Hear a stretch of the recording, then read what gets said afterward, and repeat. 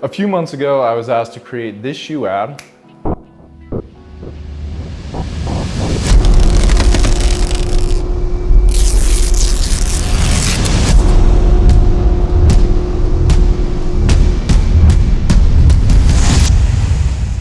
For an upcoming collab between Derek Hugh and Fuego. And I'm gonna try to explain how you can do it too, if you want to. So they really wanted to show the similarity between this shoe, very casual, versatile, wearable design, and a traditional ballroom shoe that you probably shouldn't wear outside.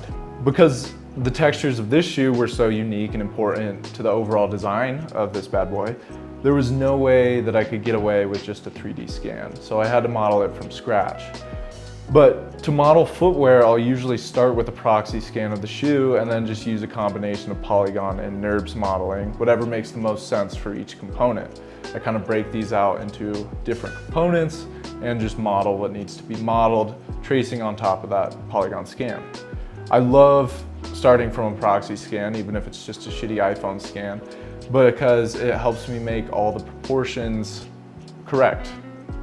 It's much easier and more straightforward than going off images. Now there's still a fair amount of effort involved in modeling, UV mapping, and texturing the shoe, even with a scan involved, but it's easy to see when things are getting out of proportion and looking wonky, even when I'm in the weeds of some of these details, because I'm essentially just tracing around a polygon set. So once the shoe was modeled and textured in Redshift and Cinema 4D, I exported two versions, a Redshift proxy and an OBJ. I wanted to continue working on the piece in Houdini because it required some cloth simulations that would be a bit clunky for me to do in Cinema 4D, but I didn't want to have to retexture everything in Houdini. Houdini has a bit more control over simulations still, even though Cinema 4D's simulation engine has gone through leaps and bounds over the past 6 years since I've been in the program. Houdini's still a little bit easier for me to get what I want out of it. At this point in the project, I rendered out a few angles for them to check in on the progress, make sure everything's good, then continued to work on some of the other shots in Houdini. One of the shots they were really excited about was the idea of having the shoe come out of a ballroom shoe. So I just modeled one of the ballroom shoes that they sent me and simulated that in Houdini with some rips and stretches and bulges using the vellum solver. So in Houdini, I used the OBJ as a collider, then carried those transform values to the Redshift proxy. The Redshift proxy is really a great way to reproduce the entire shoes, textures, and even the hairs that I used for the suede material within Houdini without redoing all that work. I can't modify the model, I can't bend it or pull it apart, but for something like this where the model stays static and things are just animated around it, it works great. In Houdini, I went through a few different styles of vellum cloth simulations, playing with parameters to control the rips, timing, and stretchiness of the cloth. One thing that I kept on reminding myself is we're still creating video, and I can cut and use movie magic even with a render.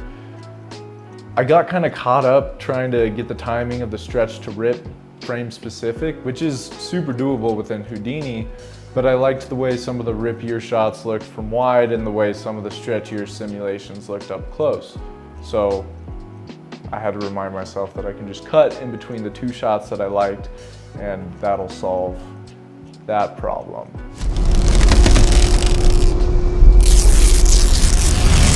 Once I sent the first pass of this video to the client, we went through a few rounds of feedback, but overall they were pleased quickly. Things went really smoothly on my end, and I credit that to the effort I put into modeling and texturing the shoe up front to get it to look nice and accurate, and as well as reasonable deadlines. They gave me the time I needed to really buff things out and polish it before they saw a first pass. Keep them stoked, keep them happy, keep them confident in your skill set. But yeah, I've been making dozens of footwear specific commercials and VFX elements over the past 4 years. So if there's anything you want to learn about my process, just drop a comment and I'll try to answer your question. I know I'm not man vs. machine or tendril and still have plenty to learn, but I really want to make YouTube a big priority to document my processes and help others learn how to make a living doing something fun and creative. There's still plenty of work to be done in post-production in 3D, even alongside the advancements in AI. So bang my line if you want to learn something. I'll try to make it a priority. And thanks for watching.